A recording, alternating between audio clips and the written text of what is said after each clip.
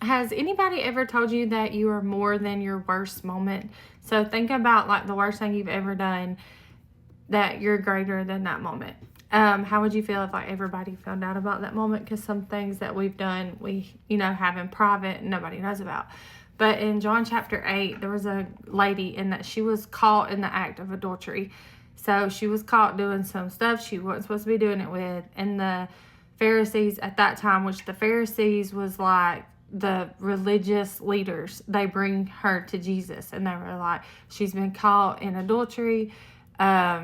We need to stone her to death, because at that time that was the law in the Torah under Moses.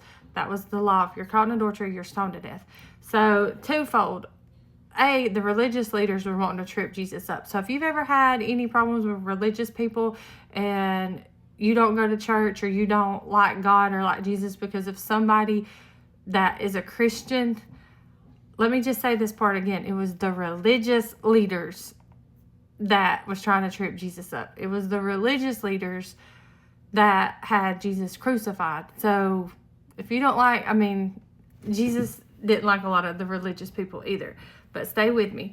So they were trying to trip Jesus up because if Jesus would have said stone her to death, then he would have been given Jewish leaders the authority to stone her, and that was against the Romans, like the Roman rules at that time. So he would have got in trouble with the Romans. The second part, if he would have said, no, we ain't going to stone her, then he would have been breaking the Torah, which is the Moses law, which is the law that all the Pharisees lived under. So either way, there was no right answer for Jesus to answer at that time. But Jesus was like, whoever ain't sinned, go ahead and throw this first stone. And so then they're all standing there because, like, they've all sinned. So Jesus is looking down. He's just writing in the sand. And when he looks back up, it's just the woman standing there. And he's like, oh, did they condemn you? Like, did they throw a stone? And she's like, no. And he's like, I don't condemn you. Go and sin no more. That's the key. Go and sin no more. So Jesus, he doesn't offer, like when we mess up, he doesn't offer stones to throw at us. He offers a restoration. He restores us. So anytime that you've messed up, you've not gone too far, you can turn back and Jesus is right there. Which brings me to my next point. It was the Pharisees in this story, they don't define God's love. Just like if you've been church hurt, those people that hurt you, they don't define God's love. There is a lot of people sitting in church right now that's going to hell. They're going to hit hell wide open because they don't have a relationship with God. They've never changed their hearts. They never gave their hearts. I do believe that everybody should go to church. I do believe that,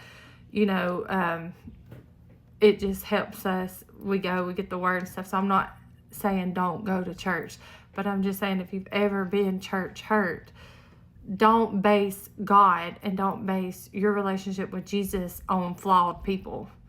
So I just wanted to share that with you because you're more than your worst moment. God loves you, and I just hope that everybody gets to experience like his love and his goodness because he's really good.